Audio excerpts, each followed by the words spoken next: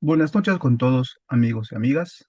Eh, este video está dedicado al tema de la política. Eh, no tanto en un sentido de tomar partido por tal o cual posición, sino de hacer una especie de comprensión, de estudio más teórico, ¿no? De algunas cuestiones, sí, de bastante actualidad. Bien, entonces presento el video del día de hoy. Eh, quiero plantear la siguiente pregunta. Eh, ¿Por qué por qué hoy el discurso de Antauro Humala es atendible? La siguiente pregunta eh, consiste en lo siguiente, ¿no? A ver, permítame un momentito. Eh, La pregunta que estamos tratando, la pregunta que estamos tratando plantea la siguiente cuestión. ¿Qué cosa ha pasado, qué cosa ha cambiado para que hoy en día este discurso nacionalista, este discurso etnonacionalista sea atendible, sea escuchable o más o menos tenga cierta recepción entre los peruanos? Y lo primero que quiero plantear, lo primero que quiero dejar bien en claro es que no se trata de un video que esté a favor o en contra de este candidato, de este señor. No, sino que simplemente pretendemos hacer una suerte de comprensión, una suerte de discernimiento acerca de las condiciones que han hecho posible que su propuesta eh, gane simpatizantes, crezca, que sea una propuesta que tal vez pueda conseguir sus objetivos, tal vez pueda llegar al poder, ¿no? No vamos a suponer ni que este señor es el villano, el, un personaje nefasto, ni tampoco estamos suponiendo que es el salvador, que es una suerte de mesías, del líder. No, no, no. Simplemente vamos a enfatizar en algunas cuestiones, sobre todo de carácter más eh, macro para entender el fenómeno, ¿no? Muy bien. Es por ese motivo que quiero plantear la siguiente pregunta para desarrollar el tema principal. ¿Qué ha cambiado en el mundo en los últimos 20, en los últimos 15, en los últimos 10 años para que discursos de tipo nacionalista sean atendibles, tengan cierta relevancia? Vamos a ver que si, por ejemplo, las cosas hubieran sido tal y como se pensaban en el 2018, ¿no? Es muy posible que no tengamos fenómenos como el de Antauro o similares. ¿A qué me refiero? A que la variable que plantea la emergencia sanitaria de los años 2019, 2020, 21, ¿sí? Plantean pues una suerte de cambio en la tendencia mundial de cómo se desarrollaba el mundo. Cito un ejemplo. El libro de Yuval Noah Harari, 21 lecciones para el siglo XXI, muestra las diferentes tendencias en el campo de la economía, la política, del desarrollo de la tecnología, etcétera, y un poco a partir de ahí prevé qué pasará en el 2050, ¿no? Es como una proyección de lo que sucederá. Sin embargo, si uno revisa el libro de Harari, ni siquiera se tenía pensado que algo así como la emergencia sanitaria iba a impactar tan profundamente y tan fuertemente a la economía, a la sociedad, a la cultura en general, ¿no? Y es por ese motivo que vemos que ha habido una especie digámoslo así, cambio en la dirección histórica, ¿no? Que trae como consecuencia un conjunto de fenómenos que en breve vamos a ver, ¿no? Muy bien, entonces un poco la idea es preguntarnos por la suerte del discurso de este señor, ¿sí? De Antauro Humala, por qué hoy en día es entendible y eso cómo se puede explicar en relación a algunos fenómenos que han cambiado, ¿no? Antes de pasar al tema principal, al tema central, me gustaría de repente una breve biodata, una breve biografía de este personaje, ¿no? Que es conocido por muchos peruanos, pero a lo mejor más allá no se tiene tan en claro quién es, qué propone, ¿no? Bueno, es un señor que nace en Lima en 1963, ¿no? y que estudia en el Colegio Franco-Peruano, en la Universidad Agraria, pero sobre todo se va a destacar en la vida militar, ¿no? Ingresa en la Escuela Militar de Chorrillos, ¿sí? En el año 1969 y se graduó en el 85. Eh, Él siempre destaca en su biografía en su participación en lo que se conoce pues como un conflicto, ¿no? Una suerte, digamos, de enfrentamiento con el conocido partido, pues, comunista, Sendero Luminoso, que cometió actos terroristas, pues, ¿no? Y él, digamos, destaca su participación dentro de las Fuerzas Armadas combatiendo, ¿no? Ese flagelo, que fue para el Perú. Muy bien, participó también en la guerra del Cenepa contra el Ecuador, ascendió a mayor en el 97, fue dado de baja por oponerse al régimen de Fujimori. Y una cosa que es importante en su vida, una cosa que Antauro destaca siempre, es el levantamiento de Locumba, ¿no? Lideró junto a su hermano Ollanta en un alzamiento militar y, bueno, pidiendo, exigiendo la denuncia de Fujimori, ¿no?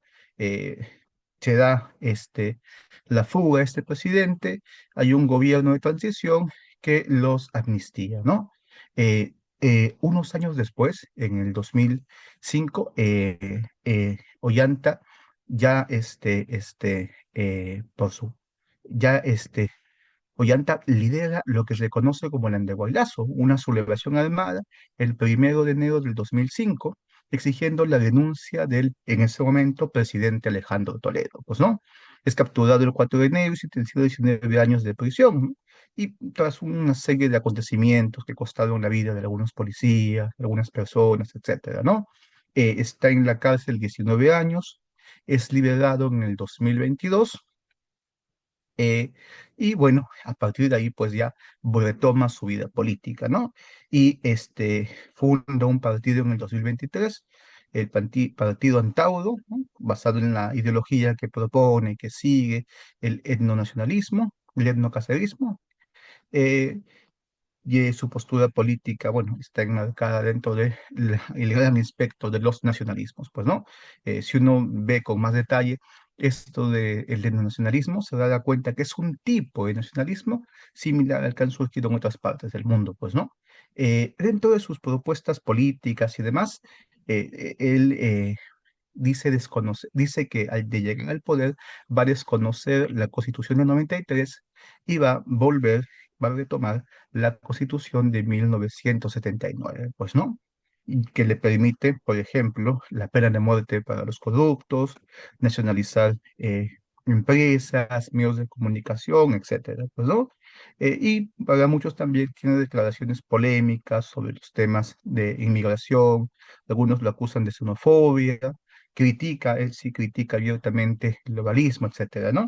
Este señor es autor de 4 importantes libros, 4 escritos que explican su pensamiento, su ideología, ¿no? Bien, esto como un breve panorama de este personaje que, querámoslo o no, eh, fue protagonista de algunos hechos importantes de la historia reciente y al parecer también va a ser protagonista de los eventos que vendrán, ¿no? En el 2025, 2026, si todo parece que continúa tal y como más o menos vemos, va a ser pues un actor importante de la política nacional, ¿no? Para bien o para mal, gane o pierda las elecciones, va a estar presente. Muy bien, quiero tenerme entonces en el tema que estoy planteando desde el principio.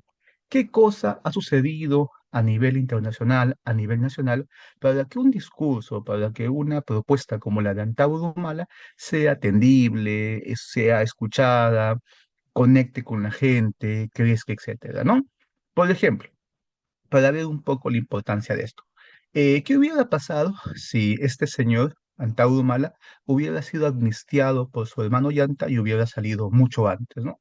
Eh, no sé si su propuesta tendría el peso, la relevancia, o siquiera hubiera sido atendida por los peruanos, ¿no? Difícilmente. Si hubiera salido, no sé, años antes de la pandemia, donde había pues una suerte de bienestar económico, una suerte, digamos, de discurso de un Perú que estaba en marcha, hubiera tenido aceptación lo que decía. Según yo creo, según me parece, no. La llegada de Antauro y su presencia cae en un momento justo y preciso, en un caldo de cultivo, digamos, para que pueda crecer, para que pueda tener cierta relevancia a su discurso, ¿no? Bien, por un poco entender esto, quiero analizar, bueno, quiero mostrar qué causas nacionales e internacionales se conjugan para que creen este fenómeno, ¿no? Digamos, para que explique un poco el por qué se le está haciendo caso y está creciendo este discurso, ¿no? Número uno, las consecuencias de la emergencia sanitaria, ¿no? Las consecuencias de esta situación bastante graves para todos, que como sabemos, pues fue inesperada, fue una cosa que no fue prevista por los analistas, ¿no? Mencionamos el caso de Harari, etcétera. Algo muy interesante surgió y fue la discusión en base, pues, a qué cosa significaba esto. ¿Cuál es la lección que podemos sacar? Al respecto, para entender el fenómeno, quiero compartir algunas palabras del filósofo surcoreano Byung-Chul Han. En un texto llamado La sopa de Wuhan, que copilaba varios escritos de importantes personalidades intelectuales que pensaban al momento el tema, ¿sí? Byung-Chul Han creo que fue uno de los más acertados, uno de los que más vio las consecuencias, ¿no? Del fenómeno, de cómo, digamos, podría evolucionar. Byung-Chul Han dice lo siguiente, ¿no? Un poco contraponiéndose a una postura de repente bastante ingenua del filósofo Slavoj Žižek, ¿no? Žižek afirma que el virus ha asestado al capitalismo un golpe mortal y evoca un oscuro comunismo. Cree incluso que el virus podría hacer caer el régimen chino. Žižek se equivoca. Nada de eso sucederá. China podrá vender ahora su estado policial digital como un modelo de éxito contra la pandemia. China exhibirá la superioridad de su sistema aún con más orgullo. Y tras la pandemia, el capitalismo continuará aún con más pujanza. Y los turistas seguirán pisoteando el planeta. El virus no puede reemplazar a la razón. Es posible que incluso nos llegue, además, a Occidente el estado policial digital al estilo chino. Como ya he dicho, como ha dicho Naomi Klein, la conmoción es un momento propicio que permite establecer un nuevo sistema de gobierno. También la instauración del neoliberalismo vino precedida a menudo de crisis que causaron conmociones. Es lo que sucedió en Corea del Norte o en Grecia. Ojalá que tras la conmoción que ha causado este virus no llegue a Europa un régimen policial digital como el chino. El virus no vencerá al capitalismo. La revolución viral no llegará a producirse. Ningún virus es capaz de hacer la revolución. El virus nos aísla e individualiza. No genera ningún sentimiento colectivo fuerte. De algún modo, cada uno se preocupa solo de su propia supervivencia. La solidaridad consistente en guardar distancias mutuas no es una solidaridad que permita soñar con una sociedad distinta, más pacífica, más justa. No podemos dejar la revolución en manos del virus. Confiemos en que tras el virus venga una revolución humana.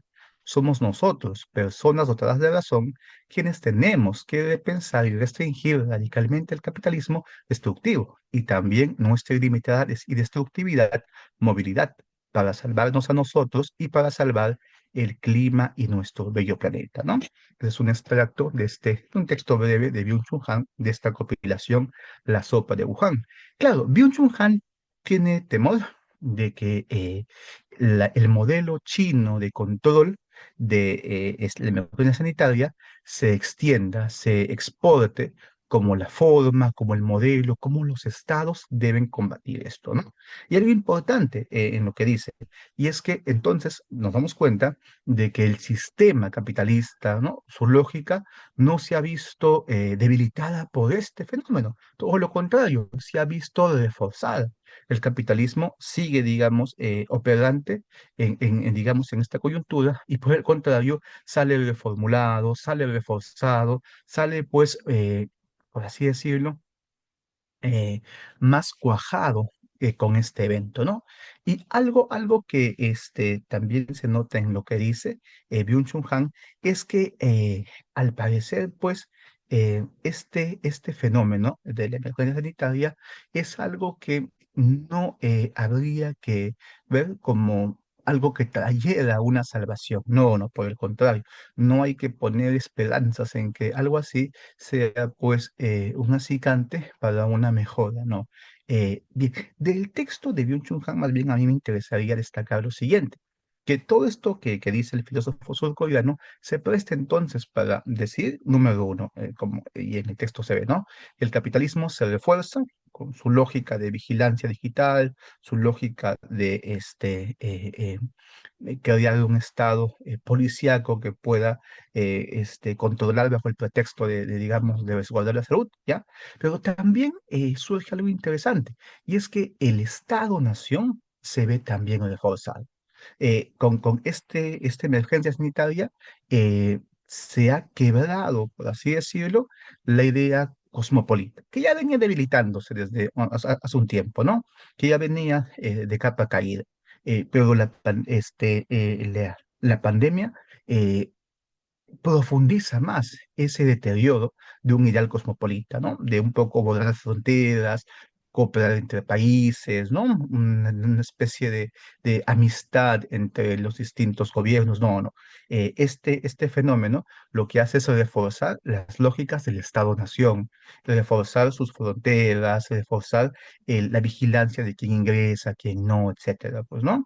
Y eso, pues, es una cosa que todavía, me parece, sigue hasta el día de hoy. Todavía queda digamos, esa vuelta al Estado-Nación como una entidad poderosa, fuerte, relevante, que debe hacerse cargo de una situación de emergencia, ¿no? Muy bien, y con eso volvemos a nuestro esquema, ¿no? Al esquema que estamos planteando, esquema que estamos trabajando. Bien, porque entonces una primera consecuencia internacional sería pues que después de la emergencia sanitaria, se refuerzan las lógicas del Estado-Nación. Se refuerza la manera de actuar, la manera de hacer las cosas que desde ya el siglo XIX-XX reconocemos como propias del Estado-Nación, ¿no? Otra cosa que también ¿y esto qué tiene que ver con Antauro? Pues justamente su propuesta política, su propuesta ideológica se basa en un protagonismo del Estado-nación, ¿no? En el reforzar las lógicas del Estado basándose en una idea sólida, fuerte de nación peruana, ¿no? Ahí que en su discurso siempre está indicando la idea de soberanía nacional, la idea de un Estado que sea visible para todos los peruanos, etcétera, ¿no? Y esto, pues, creo que es un discurso que post pandemia tiene bastante aceptación por muchas personas. Una cuestión que también habría que tomar en cuenta, ya a nivel más cultural, a nivel más ideológico, si queremos, es que de cierta forma vemos el fin de la era U. ¿A qué me refiero con esto? Eh, Hace unos, no sé, 10 años, 15 años, había como un auge de las ideologías, de las teorías, de las perspectivas feministas, ¿no? Y con ellas, pues, muchas visiones alternativas y que formaron una especie de espectro de lo políticamente correcto, ¿no? La aceptación de las minorías étnicas en el cine, en la televisión, películas protagonizadas por mujeres que, digamos, dejaban de lado al típico protagonista masculino, etcétera. Y durante un buen tiempo, al parecer, el público estuvo contento, disfrutó con eso, pero ya de acá a unos años hay una especie de rechazo, hay una especie de cansancio o hartazgo de este tipo digamos, de discurso, ¿no? Una cosa en la que podemos ver esto es en el cine, por ejemplo, de superhéroes, en el cine que hace Marvel, en el cine que hace Disney, etcétera, donde ya hay fuertes críticas a esta fórmula, ¿no? Esta fórmula políticamente correcta. Bueno, ¿y qué tiene que ver esto con el personaje que analizamos? Que justamente él sería, pues, estaría dentro de un espectro en el que también habría, en el que reconocemos en su discurso un rechazo a este tipo de ideologías, ¿no? Un rechazo a todo aquello que sean políticas que hablen del género, políticas que hablen, pues, de repente de darles visibilidad a minorías, sobre todo vinculadas con temas sexuales, pues, ¿no? Este señor Antauro tajantemente niega importancia, relevancia a las cuestiones de género y las trata de reducir a una cuestión simplemente privada, pues, ¿no? Muy bien. Una tercera cuestión que ha cambiado en el mundo, eh, más que cambiado, diría que se ha reforzado. Siempre ha existido la idea de tener personajes fuertes, líderes carismáticos, líderes que puedan ser el rostro visible de una nación, ¿no? Pero hoy en día eso es más importante que hace algunos años, ¿no? Hoy en día la política se puede manejar inclusive a nivel, pues, de estos, o se puede entender a nivel de estos líderes fuertes, estos líderes que tienen presencia, autoridad, que hacen y deshacen. Más allá de lo que dicen de sus discursos, mucha gente parece sintonizar con ellos a nivel, pues, carismático, a nivel de sentir una empatía, sentir cierta afinidad con ellos, ¿no? Esto, por ejemplo, fue algo que en Estados Unidos se ve claramente con el ascenso, con la llegada al poder de Donald Trump, tanto en su primer gobierno como ahora en este segundo gobierno que va a comenzar, pues, ¿no? O que está comenzando, pues, ¿no? Y esto es una cuestión a pensar, porque entonces la aparición de estos líderes carismáticos es un síntoma importante de los tiempos, ¿no? Nos daría pie a pensar de que estamos volviendo a aquellos, entre comillas, volviendo, ¿no? Aquellos años 20 del siglo pasado, ¿no? Que fue este caldo de cultivo de trágicos sucesos. Bien, y una última cuestión que me parece es importante es el resurgimiento de los nacionalismos, ¿no?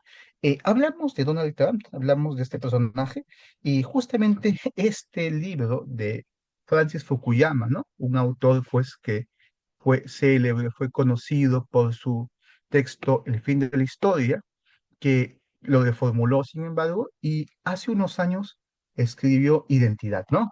Las demandas de dignidad y las políticas del resentimiento.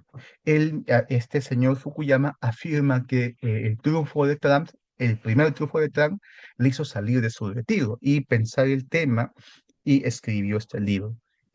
¿Cuál es ahí, digamos, la idea clave? Es que volvemos a lógicas no liberales, a formas de pensamiento contrarias o diferentes al liberalismo, porque se siente una especie de insatisfacción frente a los discursos universalistas, frente a los discursos que buscan reivindicar al hombre desde el aspecto general. Y un poco lo que el autor comenta, en que hoy en día se politiza temas como la identidad, la cultura, la etnia, y que esos son, y que son plataformas para candidatos, para proyectos, ¿no? En ese sentido es que el discurso de la nación, la apelación a una nación poderosa, tiene un capital político tremendo, tiene un capital político importante, ¿no? Esto tal vez también se pueda explicar si volvemos la vista a un clásico de estos temas políticos, ¿no? Como es el choque de las civilizaciones, que anunciaba que después de los conflictos ideológicos, ¿no? De izquierda a derecha, o entre el modelo soviético y el modelo americano, iba a volverse a una fragmentación donde la disputa iba a ser por el tema cultural, ya no tanto por el tema ideológico, ¿no? Y en ese tema cultural iban a tener importancia otra vez estas ideologías nacionalistas que apelan pues a un discurso sobre todo de carácter étnico, ¿no? Eh, importante tener en cuenta esto, porque estos fenómenos externos, diríamos, que de todas maneras influyen en lo que pasa en el Perú, son algo así como las condiciones, si queremos verlo, de que el discurso de Antauro Mala esté creciendo, esté aumentando, ¿no? Él en sus discursos hace alusión también a los líderes carismáticos contemporáneos, ¿no? Trump, Vladimir Putin, Xi Jinping, etcétera, ¿no? Y él un poco quiere ubicarse, digamos, en el espectro, en el horizonte de esas figuras, ¿no? Y obviamente, él es un gran representante del nacionalismo, pues, ¿no? Creo que el más importante o el único nacionalista en política, al menos los que son visibles, ¿no? Bien, y por el lado nacional, por el lado de nuestro país, ¿qué cosa ha cambiado? ¿Qué cosa ha sucedido? ¿Mm? Número uno, ¿sí? Al igual que en el resto del mundo, se sintió acá, se siente todavía la crisis económica post pandemia, ¿no?